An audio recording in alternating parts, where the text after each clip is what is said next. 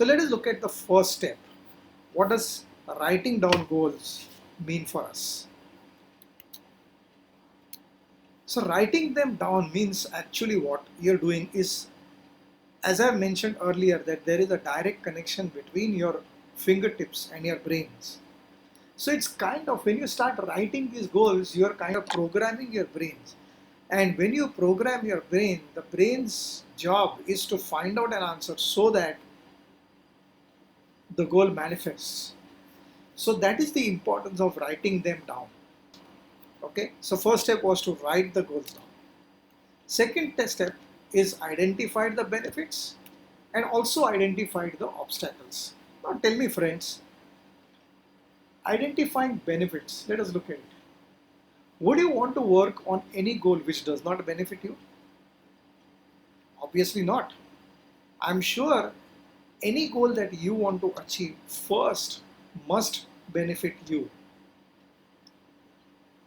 First must benefit you. I'm underlining this words. First must benefit you. Be completely selfish in this area. There is no harm in being selfish. Because if it benefits you 100%, it will benefit the organization.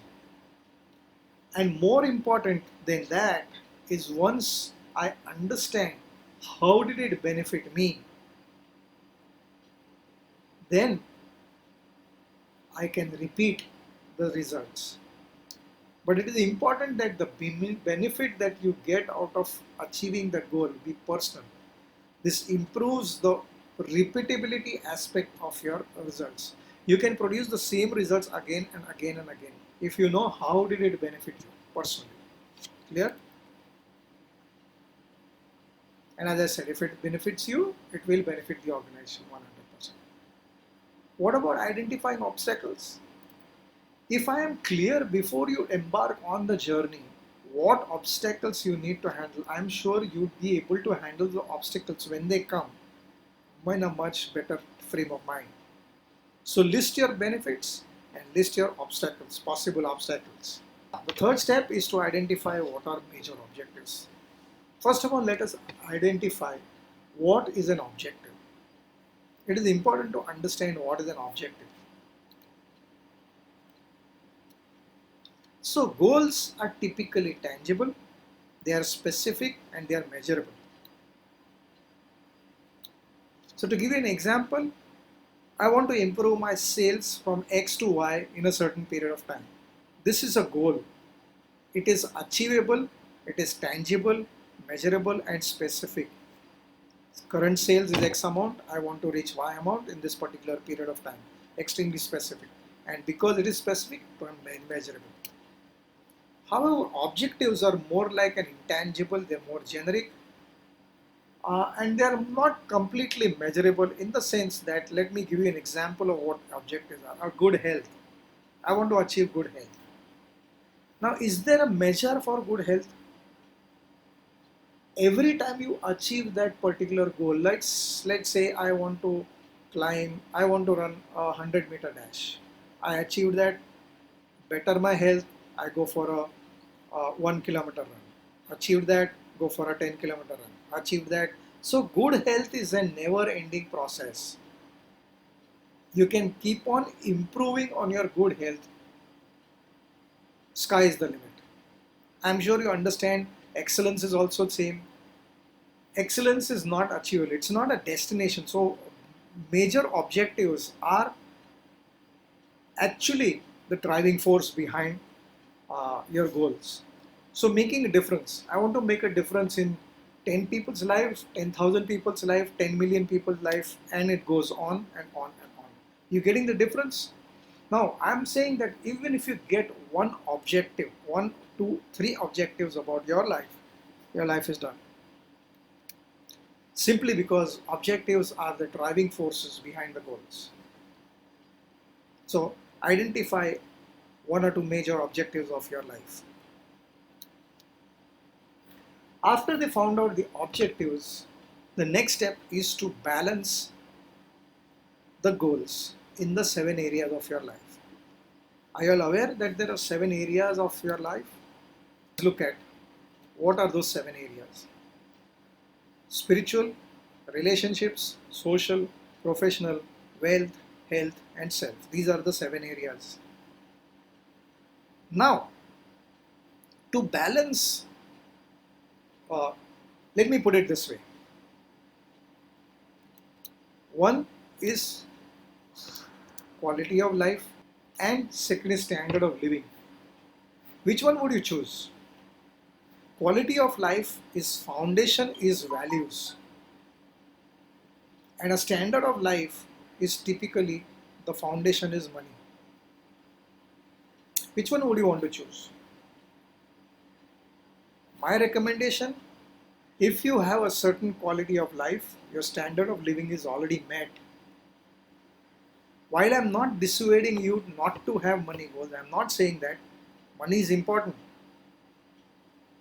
but it is not the important thing in life. I hope you're getting what I'm saying.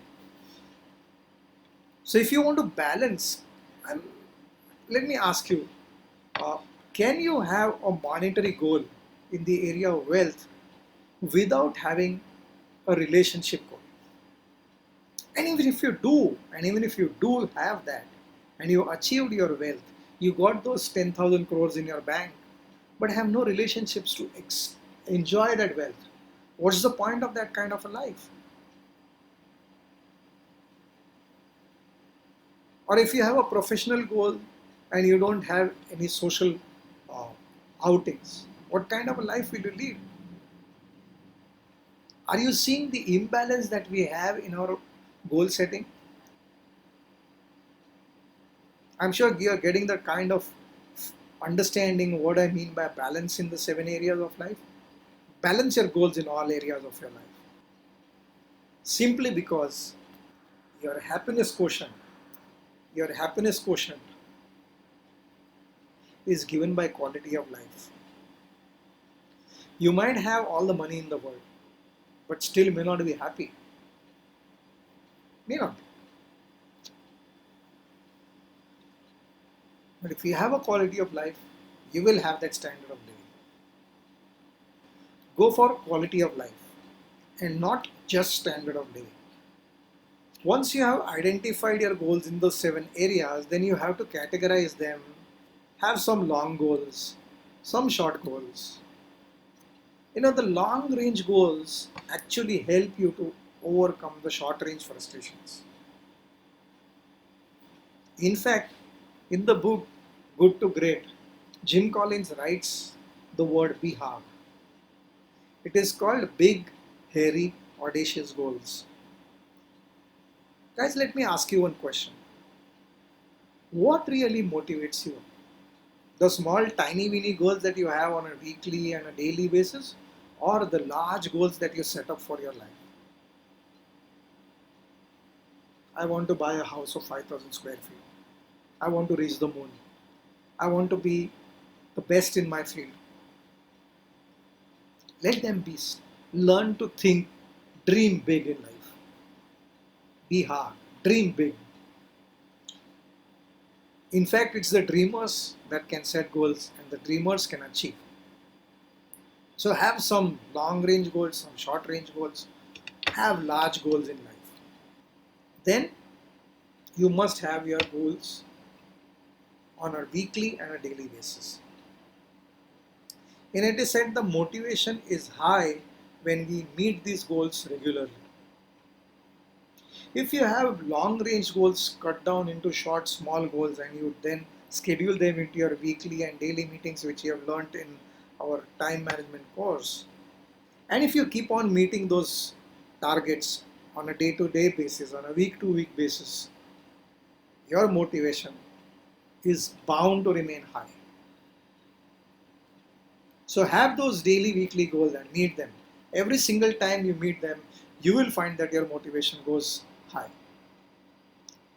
So there is another mentor of mine, Jim Rohn, unfortunately is no more. He gives a very beautiful success formula and a failure formula. He says, no one succeeds overnight and neither does anyone fail overnight. The formula for failure, he says, is small errors of judgment practiced over time leads to failure. Small errors of judgment practiced over time results in failure. And simple disciplines practiced over a period of time results in success. So focus on having small disciplines and identify what errors of judgment are you making on a day-to-day basis. So once you've categorized your goals, then obviously you have to write those goals in a smart fashion. Let's talk about they need to be smart, specific, measurable, achievable, realistic, and time bound. So if you write something generic, let's say you underwent a motivation session and you write, I want to motivate my team. Is this generic or specific, my dear friends? Because a team means nothing. So your brain has got this excellent tool called distortion and deletion.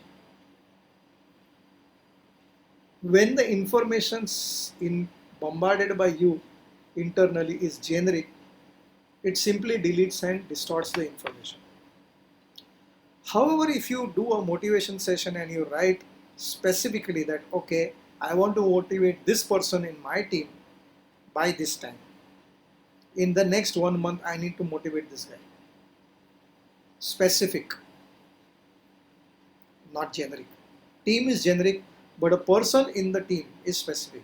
Now, it's a question of extrapolating this.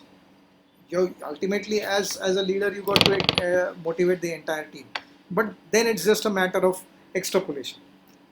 When I'm writing the goal, write it specific. The moment it becomes specific, it will become measurable. The entire universe can be boiled down to the numbers 0 to 9. Now the question is, why measure? It is said that what you can measure is what you can control.